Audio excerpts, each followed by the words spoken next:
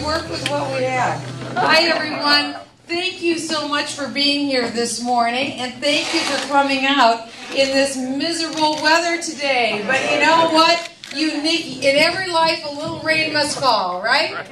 So I'm just glad that you're all here in Cedar Rapids today. Are you ready to take the country back? Yeah. I am too. It's exciting to be able to be here with you today, and I do want to thank you all for coming out. I know it was short notice. It's in the middle of the day. Everyone is at work. It's a rainy day. There's a lot of places you can be. But I just want to come into Cedar Rapids today just to fire you up and talk to you a little bit about what's on our hearts. We've seen all across this country that people are anxious to have the election today if we possibly could. Is that how you feel too? Yeah. Everywhere I go across the United States, people are ready and they're anxious. And there's a message that's been coming up in the last few weeks that people are saying that we have to settle on a candidate for this upcoming election. And my opinion is this: in this election, this is of all years, this is the year where we don't have to settle. Because as you have seen,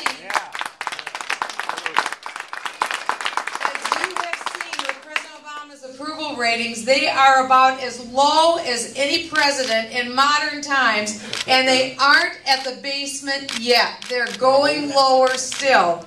And I wish I could say that the economy was doing well, but unfortunately it's not. We have the housing prices have dropped about 19% from 2008 until the first quarter of this year. That's devastating. All across the country, when there's a recession, usually what happens is people sell their house and they move to where the jobs are. Now people don't have that luxury of even moving to where the jobs are because their houses are underwater. And they're having a hard time finding buyers for their houses. This isn't a good situation. We've seen unemployment now for over 31 months be well over that 8% level that the president said it would be if we just borrow $1 trillion from countries like China and spend it on all these make-work projects. As a matter of fact, maybe some of you have learned about this company called Solyndra. Have you heard about that? This is another one of those big ideas that the president had, where we would have one of his political donors that are politically connected, that had a company that they put together, and with Solyndra, they gave them a backup loan of about $535 million. Well, the company just this month declared bankruptcy and walked away and stuck us with the bill. Now, the interesting thing about all of this is that the government knew this could happen.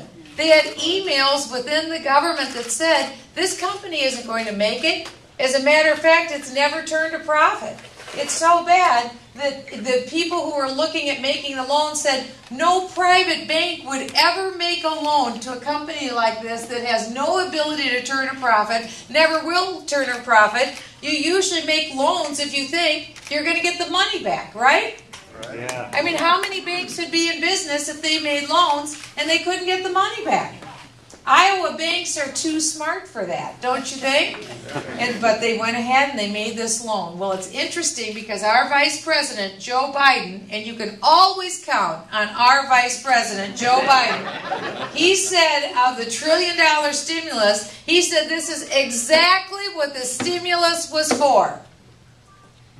To give loans to bad risks by the government, and you're never going to see the money back again. That's what he said. And so now they want to do it again and have another almost $450 billion and do the same kind of thinking. As a matter of fact, there are $14 billion in similar loans that the Department of Energy is trying to push out the door before September 30th. Because they want to get more of this out, because now the people are onto it and they're demanding that their legislators in Congress pull this money back. So last week in the House of Representatives, the Republicans decided to have a bill that would pull $100 million back from this kind of spending, but it didn't go through. And so now here we are wondering if the government is going to shut down, and that's why the Department of Energy is taking its time pushing those loans through.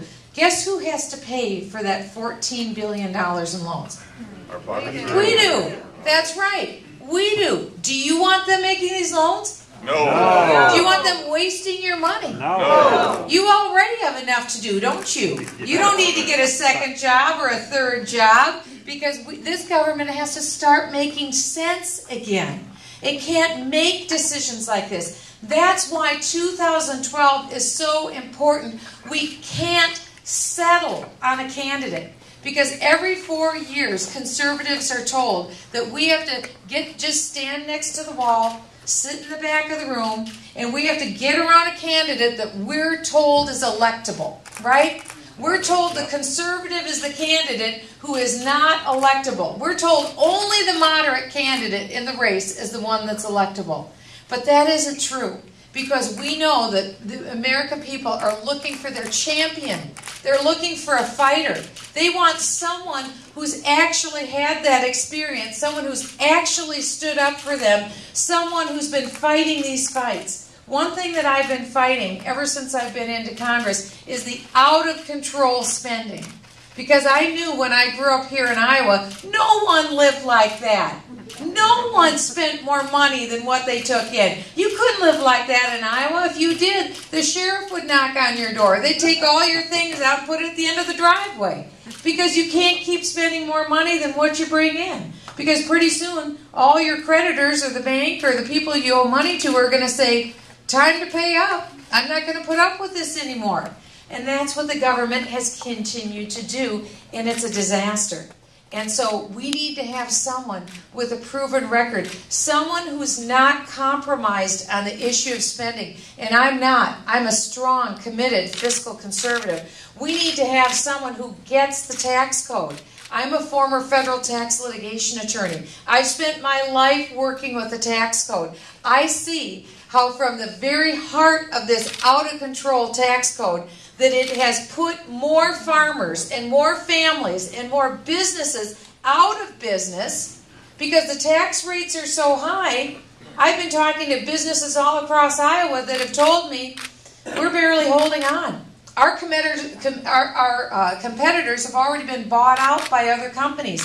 They've been sold and they've been sent overseas to countries like China and other countries. Let me tell you about one gentleman down in Des Moines. I went through his business, and he has one location in Des Moines. He has another one up in Canada. And he said Canada has an 18% corporate tax rate. Do you know what the United States is? 34%. So here we are, we're sitting at the second highest corporate tax rate in the United States of America, and so he had a decision to make. He spent $1 million on a piece of equipment, and he said, should I put it in my Des Moines office, or should I put it up in Canada? Can you believe that Canada, in his opinion, had a better return on his investment than Iowa? Who would have thought you'd live to see the day when something like that would happen? But he made that decision. Here's a way that we could turn the economy around. We know a lot of bad things have happened, but here's something we could do. So when that gentleman has his new $1 million piece of equipment, that jobs get sent up there with that piece of equipment, he has to pay that 18% rate on the income he earns. Well, what he has to do when he brings the rest of that money into the United States, he has to pay the difference, up to 34%. So he says, why should I bring that money back in the United States? I'll just leave it in Canada. Do you know that there's over $1.2 trillion just like that all around the world of United States companies that are doing the same thing?